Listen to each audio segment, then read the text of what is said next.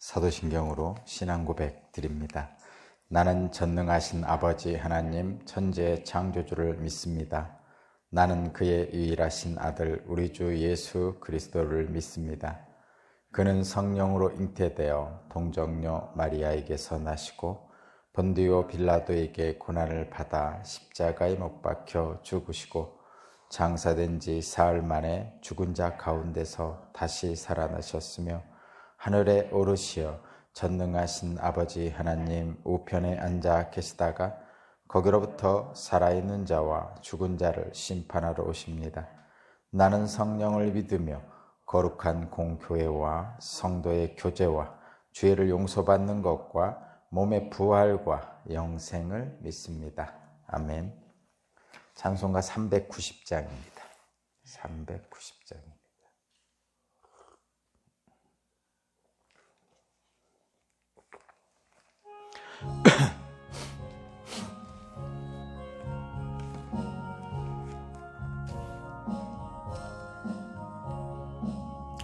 예수가 거느리시니 즐겁고 평안하구나. 주야의 자고 깨는 것 예수가 거느리시네. 주 날 항상 돌보시고 날 친히 거느리시네. 주 날 항상 돌보시고 날 친히 거느리시네. 때때로 괴로움 당하면 때때로 기쁨 누리네. 풍파 중에 지키시고 평안히 인도하시네. 주 날 항상 돌보시고 날 친히 거느리시네.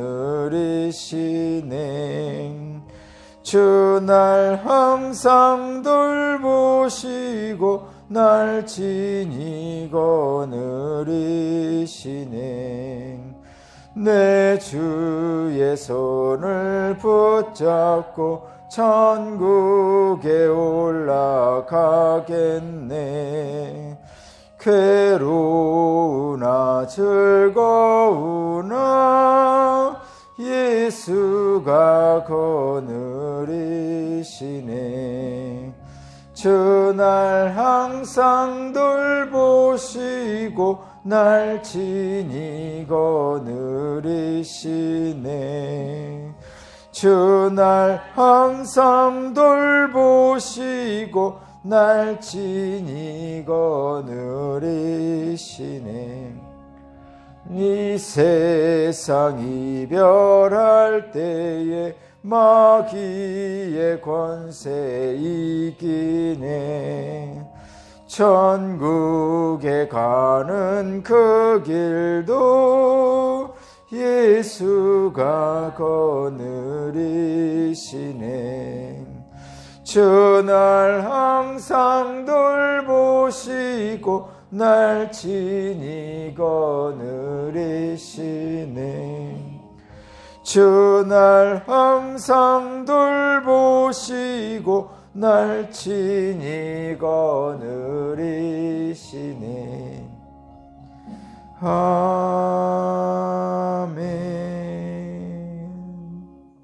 아멘.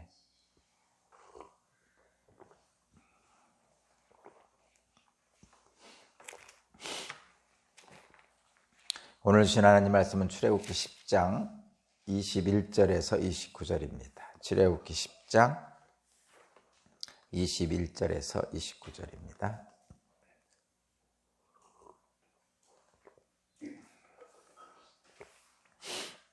출애굽기 10장 21절에서 29절까지 말씀을 제가 봉독합니다. 주님께서 모세에게 말씀하셨다. 너는 하늘로 팔을 내밀어라. 그러면 손으로 더듬어야 다닐 만큼 짙은 어둠이 이집트 땅을 덮을 것이다. 모세가 하늘에다 그의 팔을 내미니 이집트 온 땅에 사흘 동안 짙은 어둠이 내렸다. 사흘 동안 사람들은 서로 볼 수도 없었고 제자리를 들 수도 없었다. 그러나 이스라엘 자손이 사는 곳에는 어디에나 빛이 있었다. 바로가 모세를 불러들여서 말하였다. 너희는 가서 주께 예배하여라. 그러나 너희의 양과 소는 남겨두고 너희 아이들만 데리고 가야 한다. 모세가 대답하였다. 임금님도 우리 주 하나님께 바칠 희생 제물과 번제물을 우리에게 더 보태주셔야 합니다. 우리는 우리의 집짐승을 한 마리도 남겨두지 않고 다 몰고 가겠습니다. 우리는 그것들 가운데서 주 우리의 하나님께 바칠 제물을 택할 것입니다. 그러나 우리가 거기에 다다를 때까지 우리가 어떤 것을 바쳐야 할지를 알 수 없습니다. 주님께서 바로가 고집을 부리도록 하셨으므로 바로는 여전히 그들을 내보내지 않았다. 바로가 모세에게 소리쳤다. 어서 내 앞에서 썩 물러가거라. 다시는 내 앞에 얼씬도 하지 말아라. 네가 내 앞에 다시 나타나는 날에는 죽을 줄 알아라. 모세가 말하였다. 말씀 잘하셨습니다. 나도 다시는 임금님 앞에 나타나지 않겠습니다. 아멘.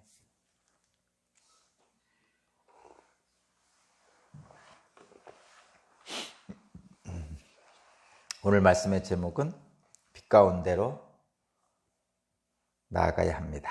라는 제목입니다. 빛 가운데로 나아가야 합니다. 오늘 말씀은 흑암 재앙이죠. 흑암. 이제 9번째입니다. 9번째 재앙으로 온 땅에 어둠이 사흘 동안 덮이는 재앙을 이야기하고 있습니다. 창세기에 보면 하나님께서 창조하실 때 맨 먼저 창조하신 것이 빛이죠. 그래서 창세기 1장에서 이렇게 쭉 보면 흑암이 먼저 있었고 그 흑암 위에 빛이 있어라 하셔서 빛이 있죠. 그리고 빛이 있으니까 이제 어둠이 물러가죠. 그리고 그 빛이 비치는 그곳에, 그러니까 빛 가운데에, 빛 안에 세상을 창조하셨어요. 그러니까 하나님이 만든 세상은 빛 가운데 있습니다. 그 얘기는 저와 여러분들은 하나님이 만드신 피조물이고요. 그래서 하나님이 만드신 피조물들은 빛 가운데 있어야 되죠. 그래서 저와 여러분들을 이야기할 때 뭐라고 얘기하죠? 빛의 자녀다 이렇게 표현하죠.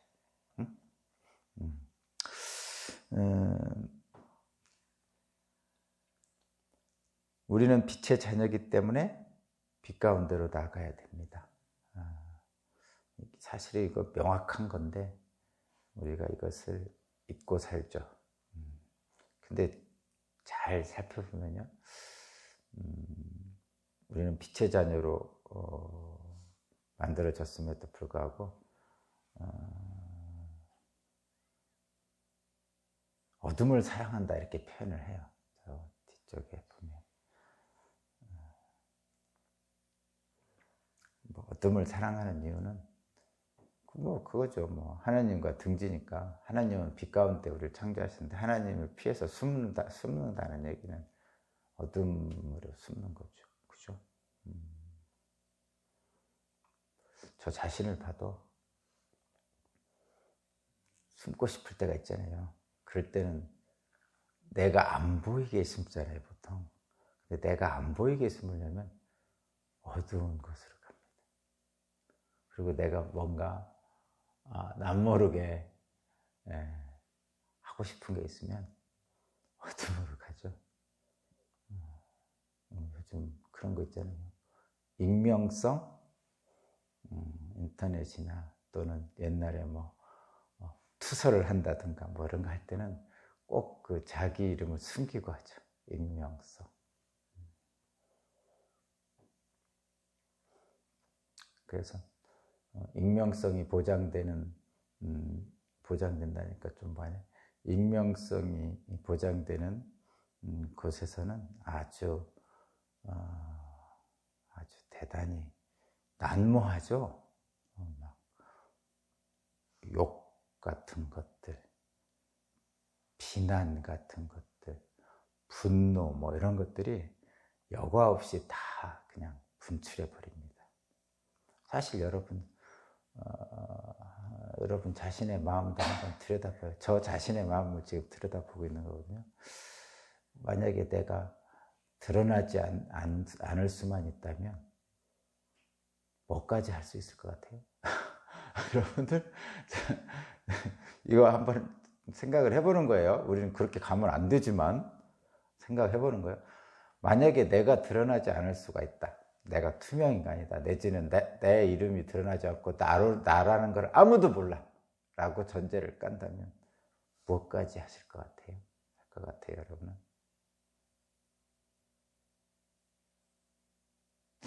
어쨌든 내 속에 들어있는 악한 것들, 내가 그동안 하지 못했던, 하고 싶지만 하지 못했던 것들, 채우고 싶은 욕망들, 또는 억울한 일들, 뭐 별의별 거 다 생각이 나죠. 그렇습니다. 그것이 바로 어둠의 유혹입니다. 근데 결국은 저와 여러분들이 늘 생각하지만 그렇게 숨어서 어둠의 일을 하고 나면 한마디로 깨어나지 않죠. 여러분들 우리가 뭐 엄청난 어둠의 일을 했던 것은 없을 거 아니에요. 대부분 그런 일은 없습니다. 근데 어쨌든 좀 어둠의 일이라고 생각하는 것을 내가 했어. 어느 순간에 내 욕망에 이끌려서. 근데 그거 하고 나면 뭔지 모르지만 불쾌합니다. 깨어나지 않단 말이에요. 그리고 에이 괜히 했어? 뭐 이런 후회도 하고 그럽니다. 아니라고 하셔도 뭐 할 수 없습니다. 그렇죠. 근데 그 어둠의 유혹이 있어요. 인간은 누구에게나 있죠. 하나님과의 관계가 깨지고 하나님 낯을 피해서 숨는 현실에서는 그것이 늘 있습니다. 그럼 어떻게 해야 그럼 그걸 없냐? 타락하기 전에 에덴은 그것이 없었겠죠. 광명정대하잖아요, 그때는. 그죠? 뭐 숨길 이유가 없고 숨길 필요도 없고 그런 때잖아요. 타락 전에 에덴에서는. 왜냐하면 숨겨서 내 욕망을 채우려고 숨겨서 채울 필요가 없거든요. 그때는 그냥 하면 되는 거죠. 그냥 자연스럽게 되는 그런 상황이었거든요. 어쨌든 현재 우리가 사는 세상은 지금 그런 상황이다, 이런 얘기입니다. 하나님의 낯을 피해서 숨는 세상이기 때문에 어둠의 유혹들이 늘 우리 곁에 있습니다. 그러나 분명한 것은 하나님이 세상을 창조하실 때 빛을 창조하신 다음에 세상을 창조하셨어요. 그렇다는 얘기는 저와 여러분도 그 빛 가운데 있어야만이 하나님의 창조의 목적대로 살 수 있다는 것이죠. 그것을 늘 기억하고, 비록 어둠이 늘 우리를 유혹하고 있지만 우리 자신을 쳐서 이렇게 쳐서 또 그러면 안 돼 그러면서 이렇게 쳐가지고 빛 가운데로 여러분 자신을 각자를 이끄시기 바랍니다. 왜냐하면 우린 빛의 자녀입니다. 그렇기 때문에 그렇습니다. 자, 지금 어둠과 빛으로 대비되고 있어요. 22절을 보겠습니다. 22절. 모세가 하늘에다가 그의 팔을 내미니 이집트 온 땅에 사흘 동안 짙은 어둠이 내렸다. 사흘 동안 사람들은 서로 볼 수도 없고 자리를 뜰 수도 없었다. 이것이 이제 이집트 땅, 이집트 사람들, 이집트 땅, 이집트 세상에 어둠이 내린 거예요. 그런데 어둠이 내리지 않은 지역이 있었습니다. 23절의 뒷부분. 그러나 이스라엘 자손이 사는 곳에는 어디에나 빛이 있었다. 자, 지금 대비되고 있죠. 어둠이 내린 세상과 빛이 있는 세상입니다. 어둠 속과 빛 가운데 두 곳으로 구분이 되고 있어요. 어둠은 이집트 사람들이 사는 땅, 빛은 이스라엘 사람들이 사는 땅입니다. 저와 여러분들은 어디를 택해서 가야 할까요? 자, 이런 일이 일어나자 바로가 다시 모세를 부릅니다. 급하죠. 모세가 다시 부릅니다. 그 24절 보니까 모세를 부릅니다. 계속 지금 이 재앙이 뒤쪽으로 갈수록 자꾸 모세를 급하게 부릅니다. 그 앞부분에서는 모세가 찾아갔고, 그죠?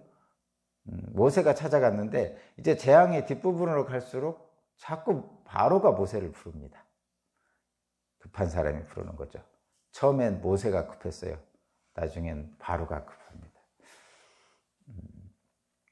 이 두 사람이 대비되고 있어요. 바로와 모세. 오늘 말씀에 굳이 대비시킨다면 바로는 어둠이고 모세는 빛입니다. 이렇게 대비되는데 근데 어둠과 빛으로 대비되는데 하나는 세상 사람, 바로는 세상 사람, 모세는 하나님의 사람이죠. 근데 처음에 그 모세와 바로와 모세가 만났을 때하고 이제 10가지 재앙에 다가올 때까지의 두 사람의 관계의 변화를 한번 살펴보면, 처음에는 바로가 당당하고 모세는 좀 비굴했죠. 처음에는 그랬어요. 근데 이제 재앙이 10가지 재앙까지 가까이 오면서 전세가 역전됐습니다. 바로는 비굴해지고 모세는 당당해졌어요. 근데 이게 제가 이 얘기를 왜냐하면 하나님의 자녀는 빛의 자녀인데 세상은 처음에는 어둠이 득세하는 것처럼 보입니다. 말하자면 여러분 좀 악한 사람들이 선한 사람들보다 잘 사는 것처럼 보이고 실제로 겉으로는 잘 삽니다. 막 거칠게 소리 높이는 사람들이 얻는 것이 많아요. 그렇죠, 진짜로? 그래서 막 데모도 하고 수시로 막 뭐 들고 어디 뭐 청와대 앞으로 가든지 또는 뭐 하든지 뭐 그 데모가 그런 거죠. 목소리를 내지 않으면 안 들어주니까 하는 거죠. 물론 약한 사람들이 해야 될 유일한 방법이 그거고 심지어는 목숨까지도 던지죠. 뭐 반대에 있는 그 데모하는 사람들 반대에 있는 사람들도 마찬가지예요. 그 사람들도 마찬가지예요. 그래서 세상을 보면 어둠이 늘 득세합니다. 실제로 득세합니다. 이런 표현도 있어요. 경제학적인 표현인데 악화가 양화를 구축한다 이런 말. 구축이라는 건 제거해 버린다는 뜻이에요. 뭐 구충제할 때 구축입니다. 그러니까 악화라는 건 나쁜 거예요. 나쁜 재물 말하자면. 양화라는 건 좋은 재물 이런 뜻입니다. 근데 나쁜 재물 쪽이 좋은 재물을 몰아냅니다. 그것이 경제학에서 표현하는 건데 어쨌든 세상은 그런 것처럼 보입니다. 악인이 잘 살고 선인이 고통받는, 실제로 겉으로는 그렇게 나타나는 거죠. 바로를 처음 만난 모세는 주눅이 들어서 말도 제대로 못했죠. 그래서 아론이 대신 말하고 그랬었습니다. 실제 우리들이 보이는 이 세상은 저와 여러분들은 그런 것처럼 다 보입니다. 그래서 하나님 믿어도 소용없어. 착하면 바보야. 뭐 이렇게 표현하잖아요. 착한 사람이 좋은 거잖아요, 원래는. 근데 착하게 살면 바보 취급받아. 이런 표현들이 다 그때 나타나는 거예요. 그렇습니다. 그런데 저와 여러분들은 계속 얘기하지만 하나님은 빛을 창조하셔서 어둠을 물러가게 하신 다음에 세상을 창조하셨단 말이에요. 소위 말해서 광명정대한 세상을 창조하셨죠. 그래서 저와 여러분들은 빛 가운데로 나가야 되는 빛의 자녀인데도 불구하고 자꾸 어둠 쪽으로 어둠의 유혹에 우리가 쏠립니다. 눈길도 가고 새치기를 하면 훨씬 낫잖아요. 그 뒷배경을 가지고 하면 훨씬 낫잖아요. 뭐 훨씬 낫죠. 눈 한번 질끈 감으면 뇌물이 막 엄청나게 들어오잖아요.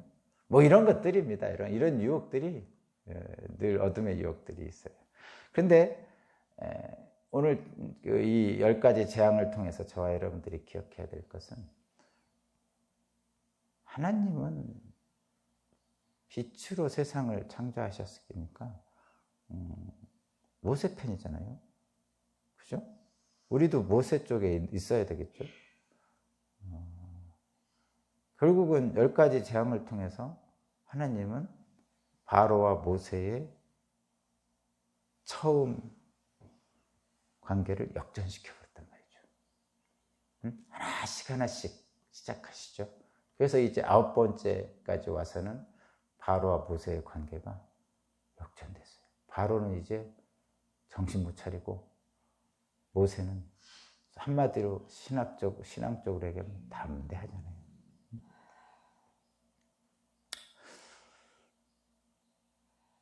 오늘 본문 말씀을 잠깐 보면 이겁니다. 24절을 보면 바로가 모세를 불러들였어요. 자, 거꾸로 했다고 그랬어요. 처음에는 모세가 바로를 찾아갔죠. 근데 이제는 바로가 모세를 불러들입니다. 바로가 더 급한 거죠. 급한 사람이 우물 파는 거죠. 그러면서 말합니다. 24절 바로가 모세를 불러들여 말한다. 너희는 가서 주께 예배드려라. 그러나 너희는 양과 소는 남겨두고 두고 너희 아이들만 데리고 가야 된다. 이렇게 했죠. 처음에는 예배 드려라 이런 말도 안 했죠. 나는 바로가 말하기를 나는 하나님이 누군지 모른다. 뭔 말이냐? 뭐 이렇게 얘기했죠. 그리고 나서 또 어떻게 했죠? 그 다음에는 재앙이 거듭되니까 몇 번째 재앙? 한 4번째 재앙 정도 되니까 그래? 이 땅에서 그냥 예배 드려. 이렇게 얘기하죠. 한 걸음 물러났죠. 또 그러면서 또 뭐라 하냐면 이 땅에서 안 된다고 그러니까 광야에 가야 된다니까 그러면 멀리 가지 마 이렇게 얘기하죠. 바로가 그거 안 된다고 그러니까 이제 그러면 너희 장정들만 갔다 와 이렇게 얘기하죠. 그러니까 이게 뭐예요? 아내나 부모나 아이들은 놓고 가라는 얘기죠. 이제는 어떻게 하는 거예요 지금? 그래 너희들 아이들 뭐 다 데려가. 근데 너희들 재물, 양과 소는 다 놓고 가. 그러는 거죠. 이게 왜 자꾸 바로가 왜 이렇게 자기 놓고 가라는 거죠? 이 놓고 가라는 얘기는 돌아오라는 거죠. 그죠? 자, 여러분 한번 생각해 보세요. 자식을 놓고 간 부모가 안 돌아오나요? 돌아오죠. 양과 소는 당시에 재물이에요. 먹을 거란 말이에요. 먹을 걸 안 주고 광야로 갔는데 그 사람들이 광야에서 굶어 죽으려고 안 돌아옵니까? 돌아오죠. 그런 거예요. 지금 바로는 계속적으로 안 보내고 싶은 거죠. 안 보내려고 그러는 거예요. 그랬더니 모세가 얘기하잖아요. 모세 25절 26절 얘기하는 거예요. 희생제물을 바쳐야 된다. 그래서 가져가야 된다. 이렇게 얘기하는 거죠. 근데 이 모세의 말은 지금 처음하고 똑같아요. 지금 제가 바로의 그 태도 변화를 계속 얘기했잖아요. 근데 모세는 처음하고 똑같습니다. 처음 모세가 바로를 만났을 때 요구했던 거나 지금 바로에게 말하는 거나 똑같아요. 왜냐하면 하나님의 뜻이잖아요. 하나님의 뜻은 변하는 게 아닙니다. 그래서 진리죠. 변하지 않기 때문에 진리예요. 아침 다르고 저녁 다르고 어제 다르고 내일 다르고 올해 다르고 내년 다르면 그건 진리가 아니죠. 그 진리 아닌 것들 제가 대충 얘기하고 옛날에 우리 어렸을 때 둘만 낳아 잘 키우자 그랬어요. 지금 그런 말도 안 되는 거잖아요. 제발 좀 나라고 난리죠. 혼식 분식하자, 쌀이 부족했을 때. 요즘 그런 말 합니까? 안 하죠? 요즘 직장, 옛날에 우리 부모님 때는 직장이 거의 뭐 신이었죠. 직장에 목숨을 바쳤죠. 요즘 젊은 사람들한테 그렇게 해봐요. 말도 안 되죠. 그러니까 지금 제가 말하는 게 세상의 풍조들은 이렇게 바뀌는 거예요. 이건 진리가 아닙니다. 진리가 아닙니다. 이런 진리가 아닌 것들은 변합니다. 그래서 그거에 목매달 필요가 없다는 얘기예요. 이건 세상 풍조입니다. 꼭 기억해요. 너무 그 진리 아닌 것들에 목매달아 사는 사람들이 너무 많아서. 목매달아 살지 마십시오. 근데 하나님의 뜻은 똑같다니까요. 처음과 끝이. 자, 그럼 결론을 한번 내볼게요. 이 마지막 또 하나 있죠. 바로하고 모세 바뀐 게 28절. 바로가 막 소리치죠. 28절. 바로가 이제 모세가 소리칩니다. 모세에게 어서 내 앞에서 썩 물러가거라. 다시는 내 앞에서 얼씬도 하지 말아라. 내가 내 앞에 다시 나타나면 나는 죽을 줄 알아라. 막 이렇게 화나가지고 분노해가지고 이렇게 얘기하죠. 그러니까 모세가 또 이렇게 하죠. 29절. 말씀 잘했습니다. 나도 다시는 임금님 앞에 나타나지 않겠습니다. 이렇게 했죠. 자, 이건 지금 처음하고 완전 달라진 거죠. 모세는 바로 왕에 찾아가가지고 굽신거리면서 처음에 얘기했죠. 근데 이제는 뭐죠? 뭐 그렇게 얘기 안 하는 거죠. 전세가 역전됐어요. 바로는 자기 말대로 타협안이 안 먹히니까, 안 받아들여지니까 막 성질 내는 거죠. 분노하는 거예요. 그러면서 다시는 내 앞에 다시 오면 너 죽을 줄 알아. 막 하면서 막 아빠가 그러는데 사실은 원래 죽일 사람이라면 그냥 죽이지 다시 오면 죽일 줄 알아 이렇게 얘기 안 하죠. 못 죽이는 거예요 지금. 이제는 모세는. 근데 결국은 누가 죽죠? 10번째 재앙에서 바로야 자식들이 죽잖아요. 자식이. 그래서 죽여버릴 거야 하는지 뭐 이런 말 함부로 하면 안 됩니다. 좀 속 상하고 분노 있더라도 그런 극단적인 얘기는, 거친 얘기는 안 하는 게 좋습니다. 자, 수시로 변하는 바로와 변함없는 모세가 있습니다. 저와 여러분들은 모세의 편에 서야 되는 빛의 자녀입니다. 바로 수시로 변하는 것들, 바로 편에 서 있는 것들은 뭐냐? 세상이죠. 변함이 없는 모세 편에 있는 것은 뭐예요? 하나님이죠. 말씀. 수시로 변하는 바로 쪽에 있는 건 불신앙이고 변함없는 모세 쪽에 있는 건 신앙이고 수시로 변하는 것은 불순종하는 것이고 변함없는 건 순종하는 것이고 수시로 변하는 바로 곁에 있는 것은 불신이고 불안이고 변함없는 모세 쪽에 있는 건 확신이고 그래서 담대하죠.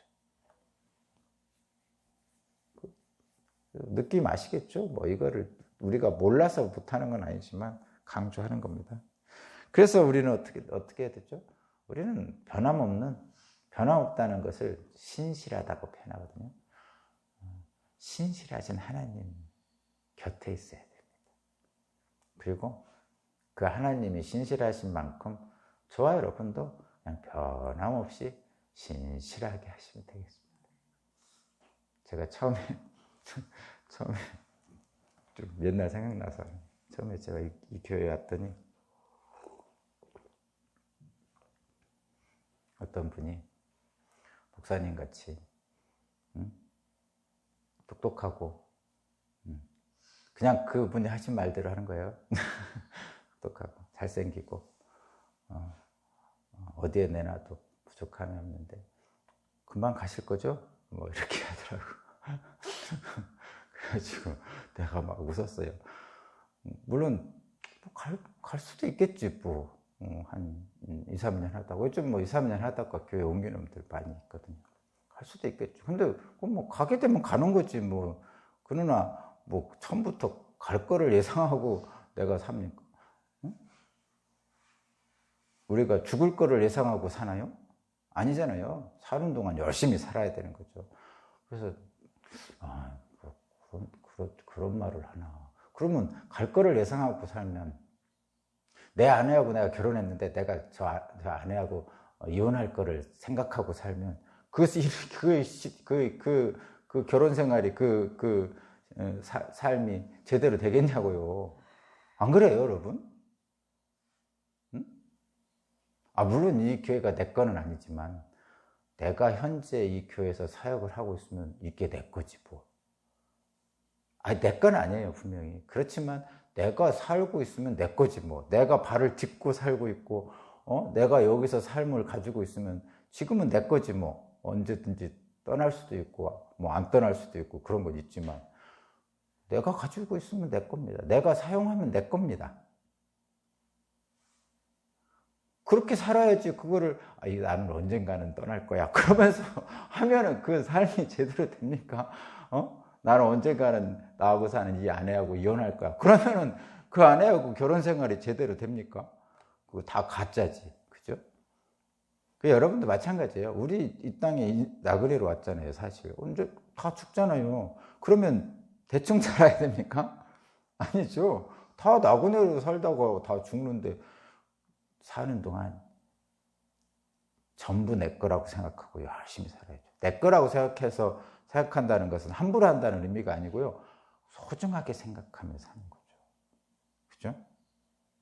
지난 10년을 돌이켜보면 제가 처음하고 지금하고 좀 달라졌나요? 뭐가 달라졌나요? 제 마음이 달라지진 않았죠? 별로 안 달라진 것 같은데 뭐 여러분은 모르겠어요. 저는 안 달라진 것 같은데 여러분이 생각하기에 달라졌는지도 모르겠어요. 그러니까 제가 뭐를 얘기하려고 그래요? 신실함을 얘기하는 거예요. 하나님의 진리는 처음과 끝이 달라집니다. 제가 달라진 건 있네. 제 신앙의 깊이가, 신학적 깊이가 깊어지고 넓어졌습니다. 그렇습니다. 어쨌든 신실하신 하나님 곁에 함께 하시기 바랍니다. 기도드립니다. 은혜와 자비가 풍성하신 하나님, 빛으로 어둠을 물러나게 하시고 우리를 빛 가운데로 인도하셔서 빛의 자녀로 삼아주신 하나님 감사합니다.